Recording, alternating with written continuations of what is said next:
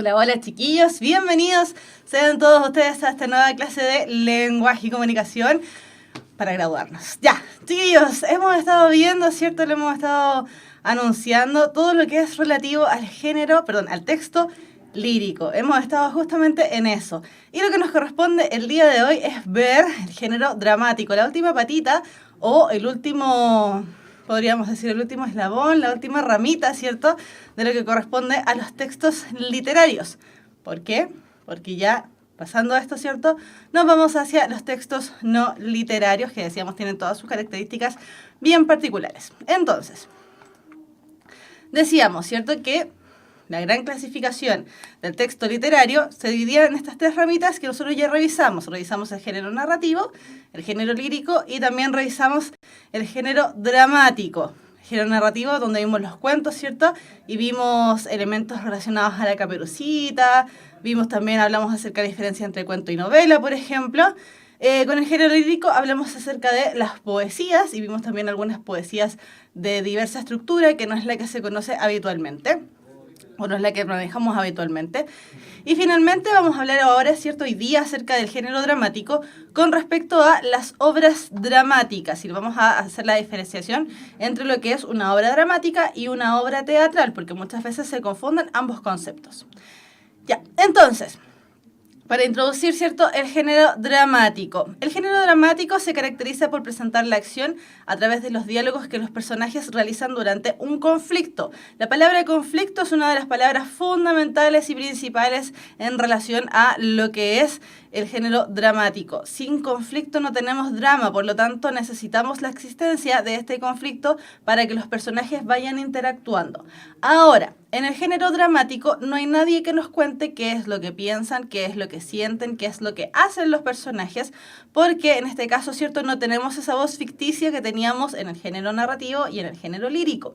Recordemos que en el género lírico había una voz ficticia que nos iba contando lo que ocurría, que era el narrador, mientras que en el género dramático había alguien que nos iba contando algo con respecto a lo que estuviese hablando, ¿cierto?, con respecto a lo que estuviese musicalizando, que era el hablante lírico. En el género dramático no tenemos la existencia de este ente porque acá los encargados son los personajes de darnos a conocer lo que va pasando, lo que ocurrió hacia atrás y lo que ocurrirá también. Por lo tanto, el conflicto, ¿cierto?, que mueve a los personajes va a ser el que a nosotros nos va a ir contando cómo se desenvuelve, cómo se desarrolla la historia. Por eso dice ahí que mediante los personajes se aprecia la visión de mundo proyectada por el autor. En este caso, ¿cierto?, que por ejemplo en el género narrativo y en el género lírico decíamos que el autor no era tan importante porque era importante la voz ficticia.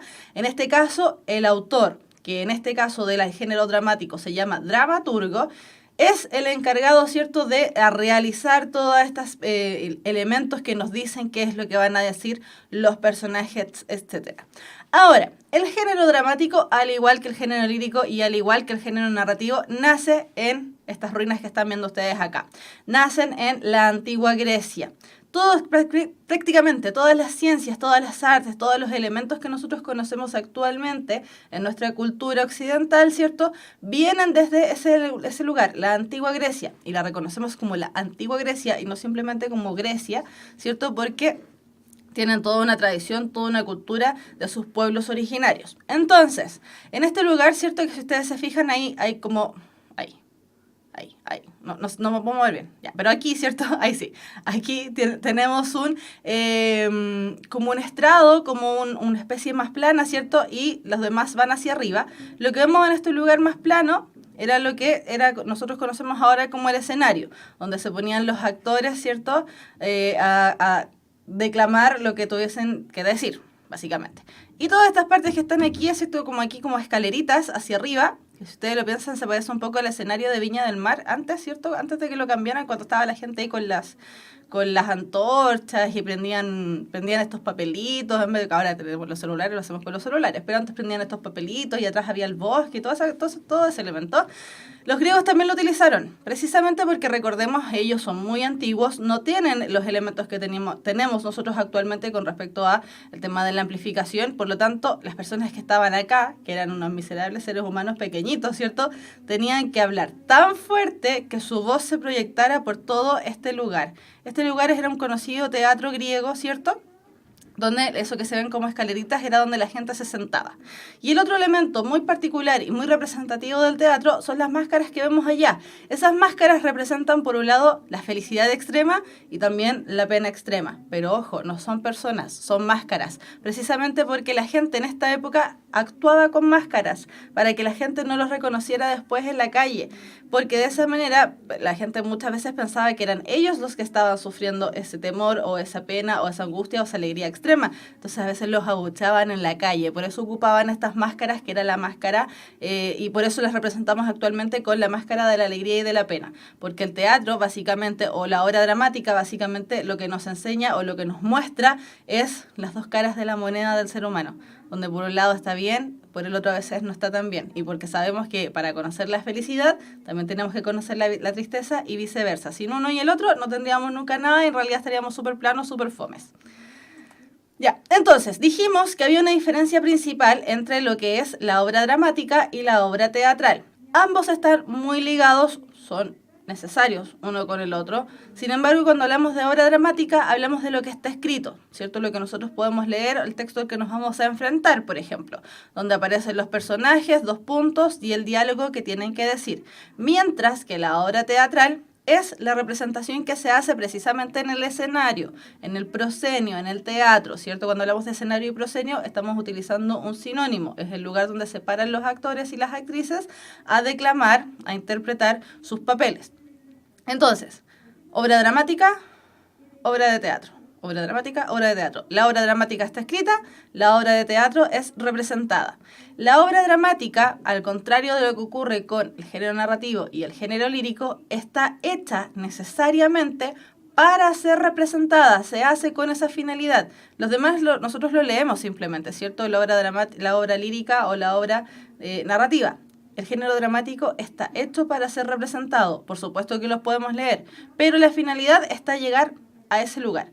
Y por eso aparece este concepto de la virtualidad teatral. La obra dramática, el dramaturgo, que recordemos era el autor de la obra dramática, lo hace precisamente pensando en nosotros. Y por eso utiliza un lenguaje muy especial, que lo vamos a ver un poquitito más adelante, ¿cierto?, dentro de esta misma clase, pero utiliza un lenguaje especial donde nos va dejando indicaciones acerca de cómo se mueven los actores con respecto a qué es el mobiliario que tiene que haber en la sala, ¿cierto?, en el escenario, cuando entra un actor, cuando sale otro actor, cuando se cierra el telón para finalizar o dar por concluido un acto, etcétera, etcétera. Entonces, este concepto de la virtualidad teatral tiene que ver precisamente con que la obra dramática está hecha para, allá, ¿cierto?, ser representada en el teatro.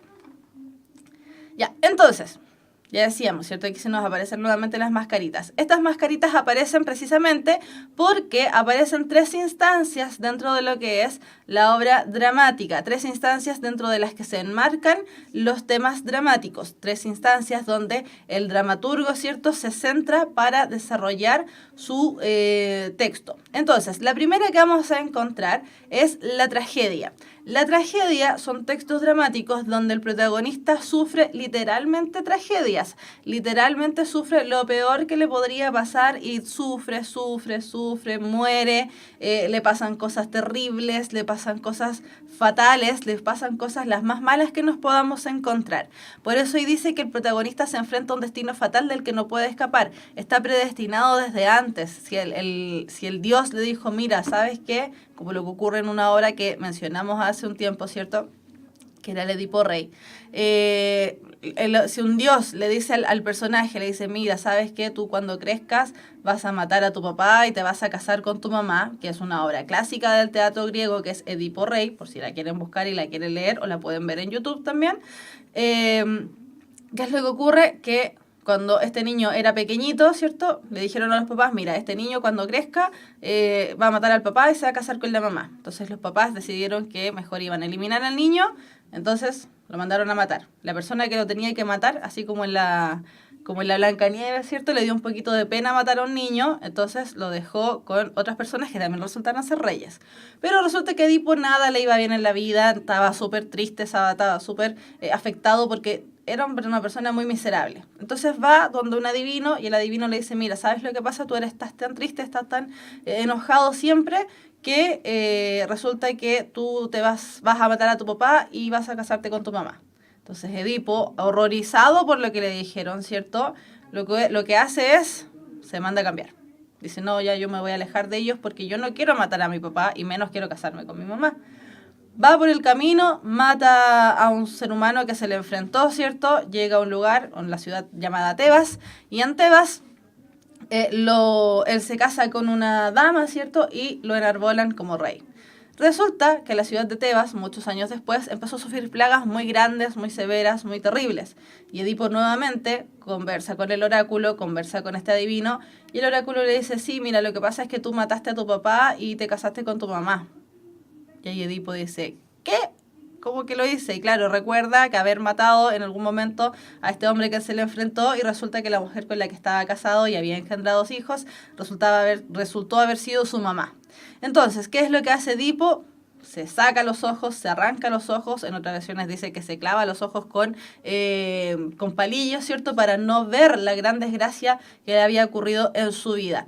Todo eso le pasó a Edipo producto de haber tratado de alejar su destino. El destino de él era ese. Si él lo hubiese aceptado, hubiese sido feliz. Sin embargo, él rechazó su destino, los dioses griegos lo castigaron y por eso Edipo finalmente sufre. Pero si nos damos cuenta, lo único que hace es sufrir.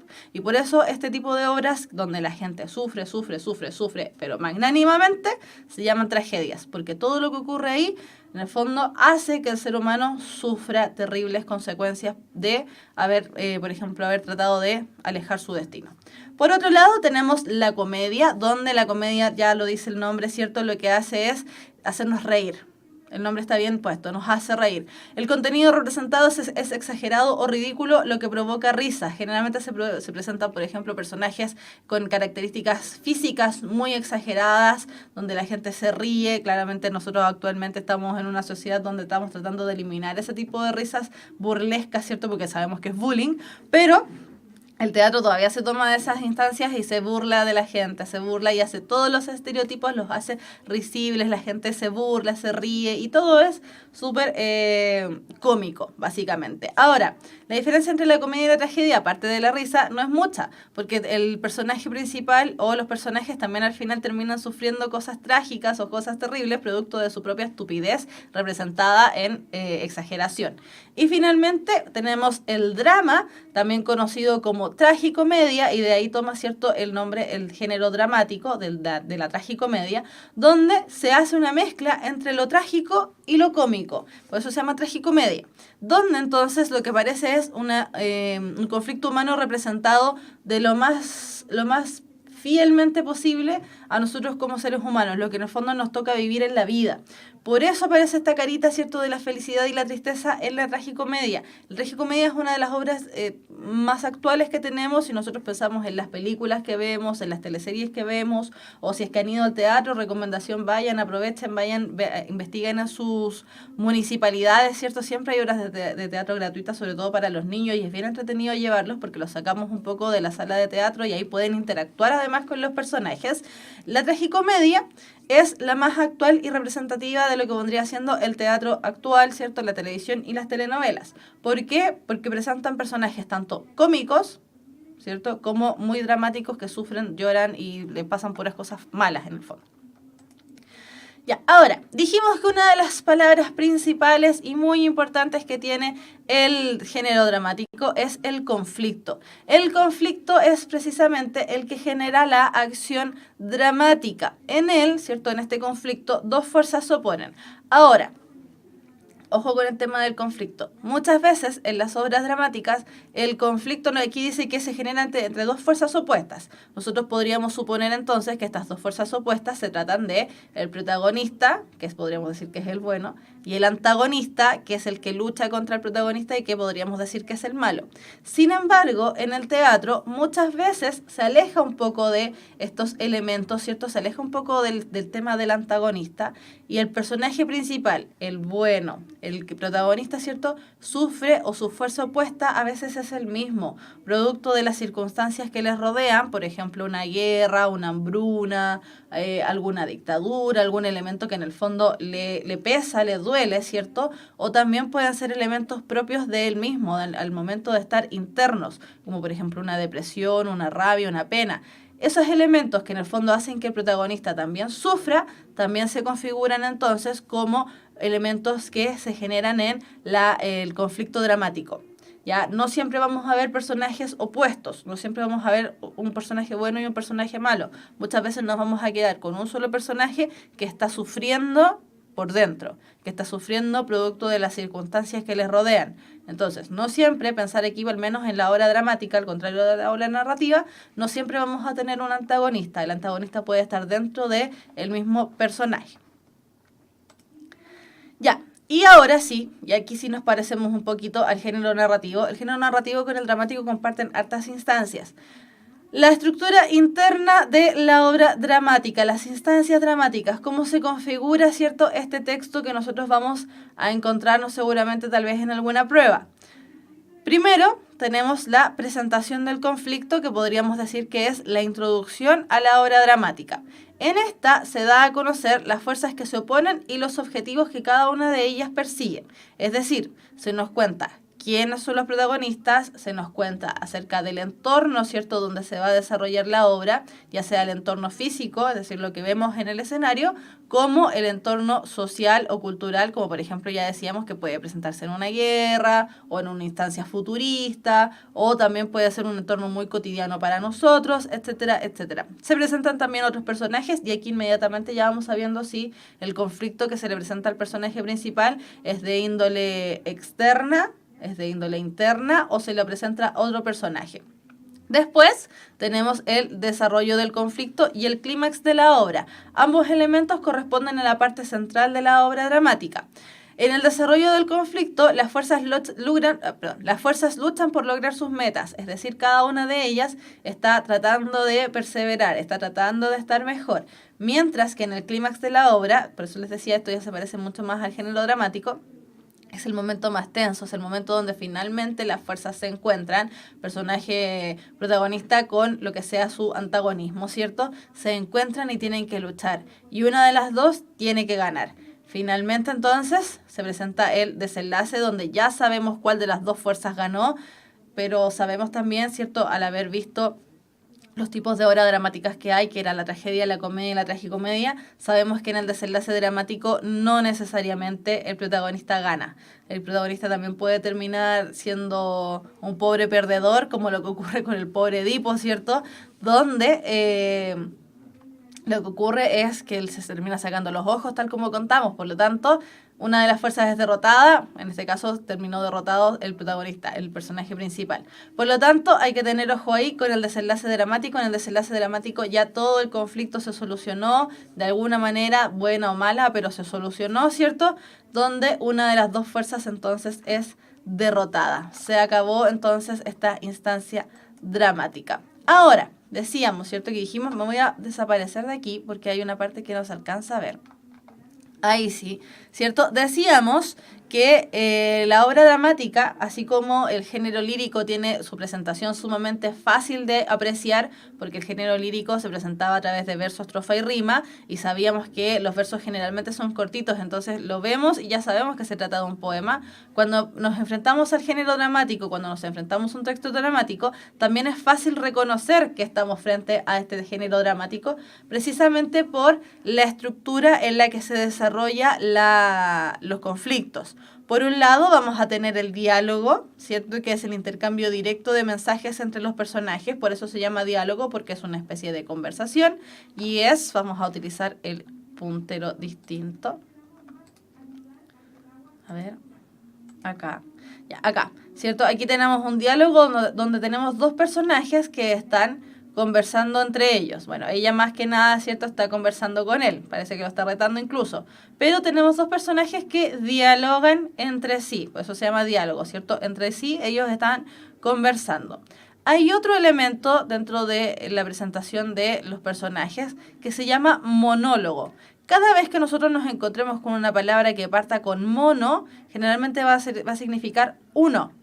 Entonces, en el monólogo, el personaje habla solo en el escenario reflexionando, como en este caso, ¿cierto? Solamente tenemos un personaje, esta señora que aparece aquí muy españolada, donde ella está sola en el escenario y hace reflexiones en voz alta. Ella se queda sola, no hay ningún personaje detrás, no hay ningún personaje escuchándola. Ella hace reflexiones en torno a lo que está viviendo, en torno a lo que está sintiendo, en torno a lo que está sufriendo, hace reflexiones en torno a lo que pasó o a lo que pasará, etcétera, etcétera. Pero esa es la diferencia entre diálogo y monólogo, que en el diálogo tenemos más personajes que están conversando, mientras que en el monólogo tenemos solamente un personaje que está, ya decíamos, ¿cierto?, reflexionando en torno a algo. Y otra de las expresiones de los personajes que podemos encontrar es conocido como el aparte. En el aparte, fijémonos acá en esta imagen, ¿cierto? En el aparte, el personaje se dirige al espectador haciéndole partícipe de su conflicto. Es decir, el personaje que está en escena se olvida de que tiene estos personajes acá, ¿cierto?, con ella, y se dirige directamente al público, se dirige directamente a nosotros como receptores. Por eso dice que se dirige al espectador. Recordemos que la obra dramática está hecha para ser vista. Por lo tanto, en el aparte, el personaje lo que hace es hablarnos a nosotros como espectadores, como personas que estamos ahí, y nos hace partícipes y se burla generalmente de los personajes que tiene detrás o nos pregunta cosas, etcétera, etcétera. Entonces, ojo con el aparte. Si es que han visto la película Deadpool, esta película de superhéroes, en Deadpool se utiliza mucho el aparte. Deadpool habla a la cámara y nos habla directamente a nosotros como receptores. Entonces ahí se ve muy bien el tema de la parte. ¿Dónde podemos ver el monólogo también presentado? Es en las teleseries, sobre todo en las teleseries venezolanas, colombianas y también en las teleseries mexicanas, donde el personaje se queda solo, pero habla igual. Y no necesariamente habla a la cámara, sino que nosotros escuchamos que él está pensando. Y dice, maldito José Armando, en el lío que me has metido y qué sé yo, todas las cosas que dicen en esas teleseries. Entonces, el diálogo entre dos personajes. El monólogo, hay solamente un personaje en el escenario. Y en el aparte hay más personajes, pero el personaje principal se dedica a hablarle al público. Ya, y en esta parte, ¿cierto?, quiere hablar acerca de la estructura externa. Me voy a volver a aparecer. No era aquí. Habla acerca de la estructura externa de la obra dramática. Cómo nosotros nos vamos a enfrentar a la obra dramática. Ya, ahí sí. Entonces, ya decíamos que entre los personajes se genera un diálogo. Y esa es la manera en la que nosotros nos vamos enterando con respecto a lo que va a ocurrir, pasa o ya pasó con respecto a los personajes. Los personajes en este caso son los encargados de irnos actualizando e ir moviendo la narración, podríamos decirlo, ir moviendo lo que va ocurriendo. Entonces, el diálogo desarrolla la historia dramática y se presenta junto con las acciones y los movimientos que realiza el personaje. Es decir, mientras el personaje se está moviendo, está hablando, lo mismo que hacemos nosotros. Fíjense entonces en el texto que tenemos aquí. Este es un texto cortito, el libro se llama El sí de las niñas y es el autor de Leandro Fernández de Moratín. Entonces en el texto vemos que habla de Doña Francisca, Doña Irene, Don Diego, Doña Irene. Eso quiere decir que tenemos 3 personajes que están interactuando. Doña Francisca dice, ¿nos vamos adentro, mamá, o nos quedamos aquí? Y la que responde es Doña Irene. Eso nos quiere decir entonces que Doña Francisca y Doña Irene tienen una relación de mamá e hija. Doña Irene le responde, ahora niña, que quiero descansar un rato. Don Diego, el tercer personaje, comenta, hoy se ha dejado sentir el calor en forma, igual que en Chile, igualito con el frío que está haciendo. Ya. Don Diego, hoy se ha dejado sentir el calor en forma. Y Doña Irene conversa con don Diego, ¿cierto? Porque es ella la que responde. Y le dice, ¿y qué fresco tienen aquel locutorio? Vaya, está hecho un cielo. Entonces, ahí tenemos un diálogo, desarrolla la historia dramática, vamos avanzando, ¿cierto?, en el tema. Se presenta con todas las acciones y movimientos que realizan los personajes. Ahora, hay otro momento que es la llamada acotación. La acotación son indicaciones que dirigen a los actores y los cambios de escenario y aparecen en el texto entre paréntesis. Las acotaciones no se leen en voz alta. Cuando el actor ve, ¿cierto?, que hay una acotación en su guión, no lo lee, sino que hace lo que dice acá. En este caso tenemos la acotación marcada en rojo, ¿cierto? Dice, siéntase doña Francisca junto a su madre. Eso quiere decir que la señorita que emitió el primer diálogo, ¿nos vamos adentro, mamá, o nos quedamos aquí? Después de que doña Irene dice, ¿y qué fresco tienen aquel locutorio? Vaya, está hecho un cielo. Ella debe sentarse junto a su madre, que ya sabemos que es doña Irene.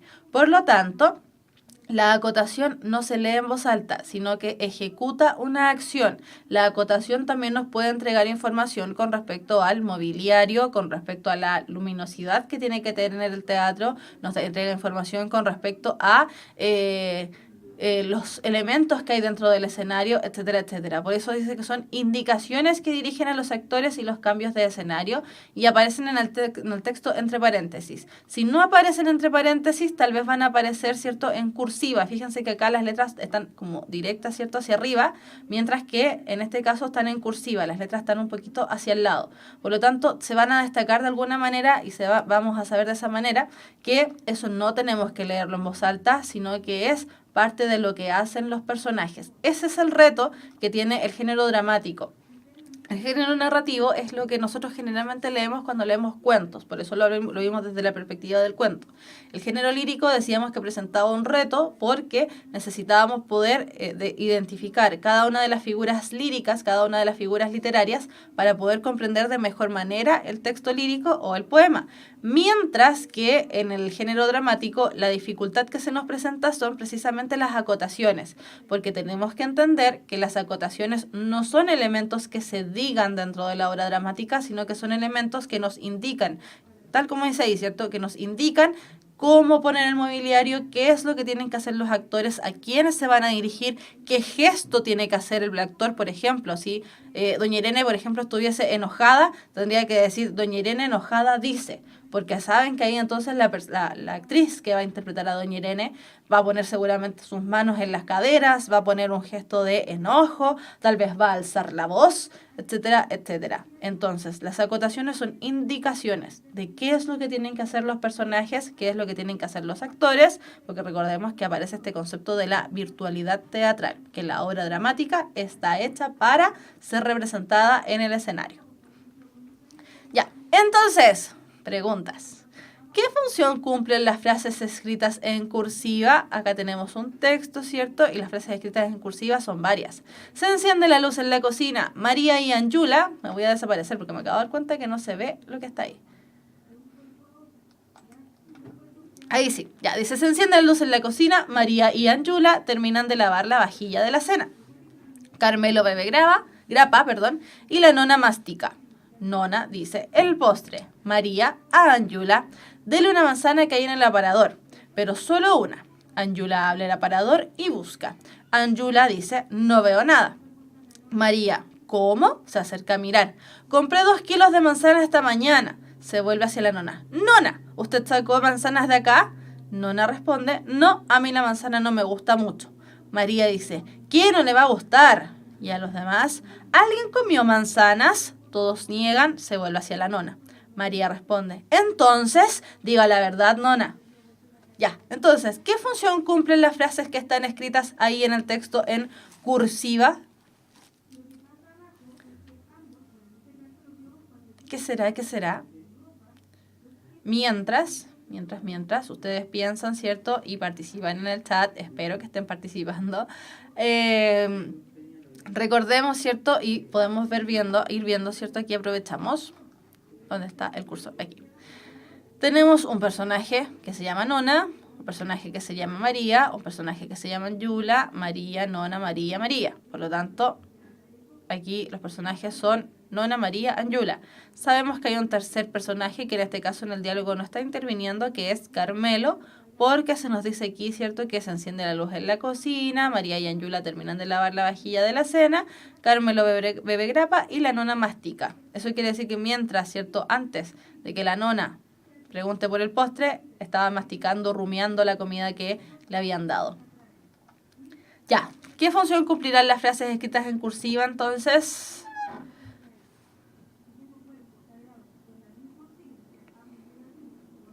Nievecita Carriel dice que es una acotación. Efectivamente, Nievecita es una acotación. Vamos a ver, ¿cierto?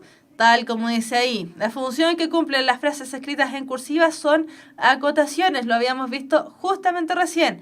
Y cuentan lo que debe realizar el actor que representa el personaje. Por eso sabemos que tenemos 4 personajes, no 3, porque en este caso, ¿cierto?, en el diálogo están interviniendo 3.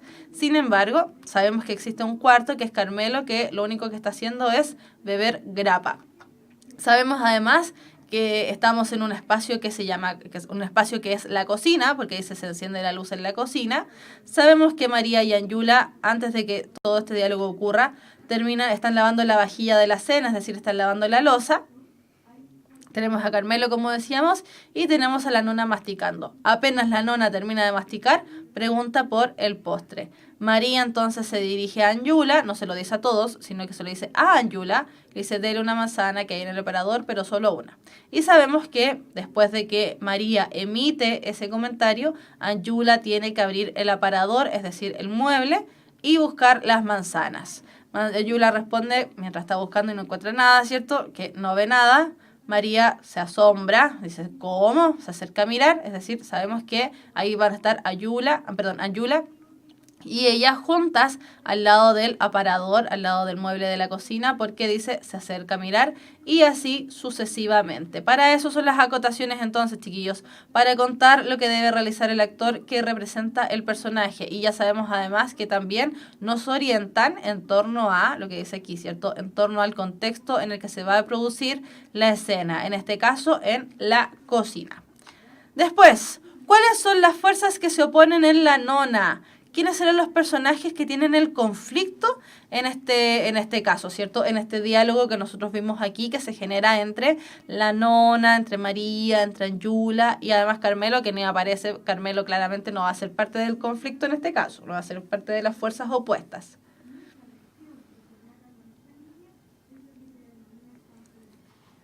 ¿Cuáles serán las fuerzas entonces que se están oponiendo en este texto llamado La Nona, que es de Roberto Cossa? ¿Qué será? ¿Qué será? Estamos flojitos hoy día. Hay sueño en el corazón, parece. Así como tenía sueño el internet hace un rato que se nos cayó. Ya, vamos a ver entonces, ya que no hay participación. Ya, las fuerzas que se oponen en este caso, ¿cierto?, en este fragmento de la nona, son Nona y María. ¿Por qué? Porque es la nona que pide postre. María le va a dar una manzana, pero resulta que no hay manzanas, ¿cierto? Siendo que María dice que compró 2 kilos de manzana durante la mañana. Y dice, se vuelve hacia la nona. Nona, ¿usted sacó manzanas de acá? No, a mí la manzana no me gusta mucho, responde la nona. Pero aquí ya sabemos, con esta frase, que María cree, y está casi segura, que fue la nona la que se comió las manzanas, y ese es el conflicto que tenemos, precisamente las manzanas. Por lo tanto, dice la nona, no, a mí no me gustan mucho. María, sarcástica, ¿cierto? Dice que no le van a gustar a los demás, es decir, a Anjula y a Carmelo. Le preguntan, ¿alguien comió las manzanas? Anjula y Carmelo, ¿cierto?, niega, porque dicen todos niegan. Y María se vuelve hacia la nona y le dice, entonces, diga la verdad, nona. Sabemos entonces así que el conflicto, es decir, las fuerzas que se oponen en la nona, están establecidas por Nona y María. Son ellas las que tienen el conflicto, especialmente María con la nona, ¿cierto? Porque María cree que la nona, esta pobre señora, se comió las manzanas, los 2 kilos de manzana que ella había comprado en la mañana. Y última pregunta, ¿cuál es el conflicto dramático que podemos ver en este fragmento de la nona? Ya lo estábamos anunciando. Estábamos diciendo más o menos cuál era el conflicto. ¿Cuál es el elemento que presenta el conflicto en este fragmento de la nona? ¿Cuál será? ¿Cuál será?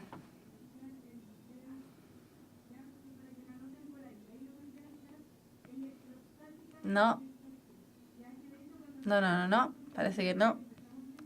Ya, vamos a ver, en virtud, ¿cierto?, del tiempo. Ya. Y entonces, el conflicto dramático que se presenta en esta obra, ¿cierto?, en este fragmento que pudimos leer con respecto a la nona, es el problema que se genera entre Nona y María por una manzana de postre, ¿cierto? Tal como justamente Carmen no la había visto. Carmen Villalobos presenta que el conflicto dramático son las manzanas. Exactamente, el conflicto o el problema que se genera entre Nona y María por la manzana o las manzanas que estaban para el postre, ¿cierto? Estos 2 kilos de manzana que se desaparecieron del aparador. Bien, chiquillos, ¿bien a las que participaron? Las chicas sacando la cara, por supuesto que sí. Ya, entonces, chiquillos, chiquillas queridas, chiquillos, chiquillas del nivel 1. ¿Queda alguna pregunta? ¿Hay algo que no se haya entendido con respecto a la obra dramática? ¿Hay algo que tal vez no se entendió bien? Recordemos, ¿cierto?, que el autor de la obra dramática se llama dramaturgo. Esa es una cosa importante. La otra, la diferencia entre la obra dramática y la obra teatral. La obra dramática es lo que estamos viendo, por ejemplo, acá, ¿cierto? Lo que está escrito. Mientras que la obra teatral es la que está para ser representada en el teatro. Es decir, cuando nosotros vamos al teatro y vemos la obra, esa es una obra teatral, no es una obra dramática. Recordemos que ahí aparece el concepto de la virtualidad teatral, que tenía que ver precisamente con esta necesidad que tiene el dramaturgo de escribir esta obra para que sea representado en las tablas de un escenario. Insisto, chiquillos, aquí los voy a dejar súper invitados para que averigüen las carteleras de los municipios a los que pertenecen, porque muchas veces se dan obras gratuitas, sobre todo para los más chiquititos. Son súper entretenidas, nosotros por supuesto como más grandes también podemos ir a verlas porque son bien enriquecedoras, hacen un panorama entretenido y cultural que nos sacan un poco de la casa, que nos permite también apreciar cómo se va generando este tema del conflicto dramático. Entonces a nosotros a lo mejor vamos a llevar a los más chiquititos, ¿cierto? Pero nosotros también vamos a aprender por cómo se ejecuta entonces la obra dramática y entender aún mejor el tema de la virtualidad teatral. Recordemos que habían 3 instancias o 3 maneras en las que se podía representar la obra dramática, que era la tragedia, que el nombre ya lo decía, trágico.